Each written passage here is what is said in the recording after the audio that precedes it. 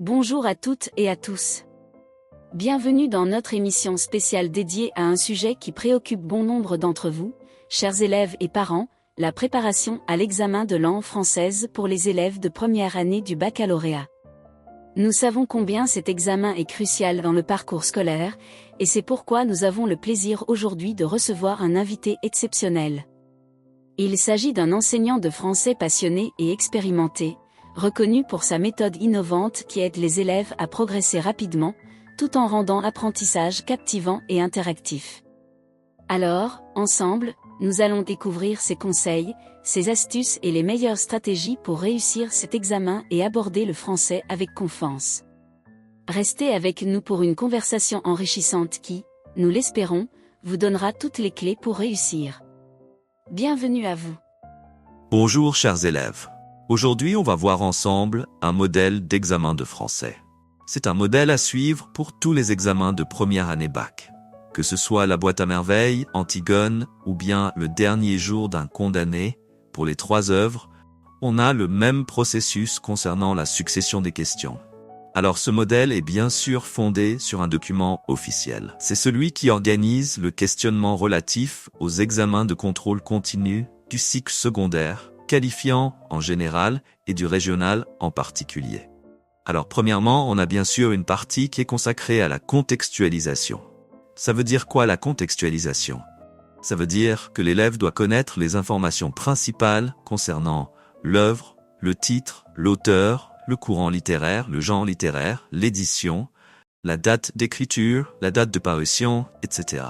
En plus, il faut apprendre à situer le passage dans la progression des événements ou bien situer l'œuvre dans son contexte historique et culturel. En quoi consiste la deuxième partie du questionnement? La deuxième partie du questionnement porte sur l'analyse du texte. Là, on a 2 aspects qui sont principaux et qui sont complémentaires en même temps. On a un aspect qui concerne la langue et un autre qui concerne la compréhension du contenu. Pour la langue, on peut trouver des questions relatives aux champs lexicaux, aux figures de style, aux pronoms personnels, au registre littéraire, à la structure d'un texte, son type, etc. Donc tout ça, c'est très important.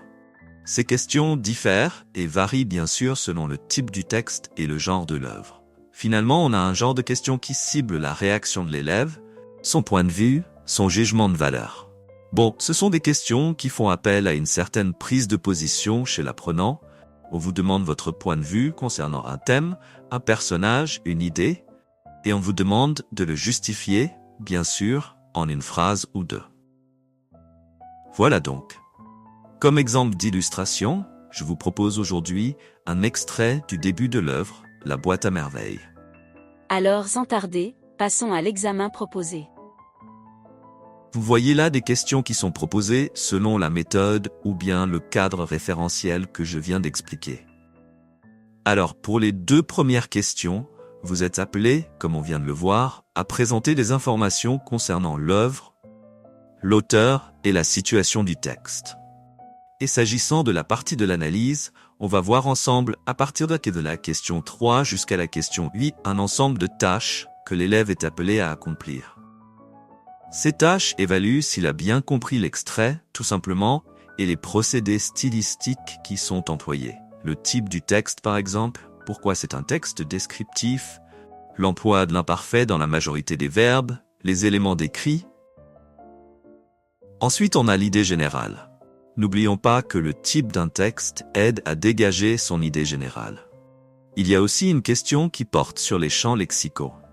Alors là, on a plusieurs possibilités. On a les sentiments, on a l'architecture, on a des mots du surnaturel aussi.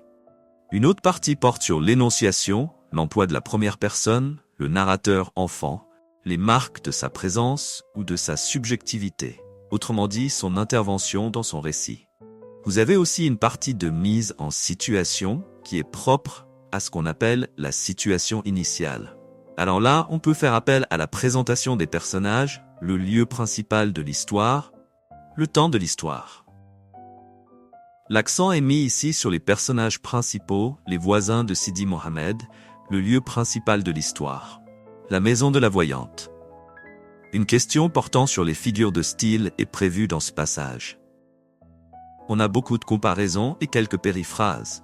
Sans oublier la valeur thématique culturelle de l'extrait en tant que texte qui jette la lumière sur un aspect de notre culture marocaine du début du XXe siècle, celui de la superstition.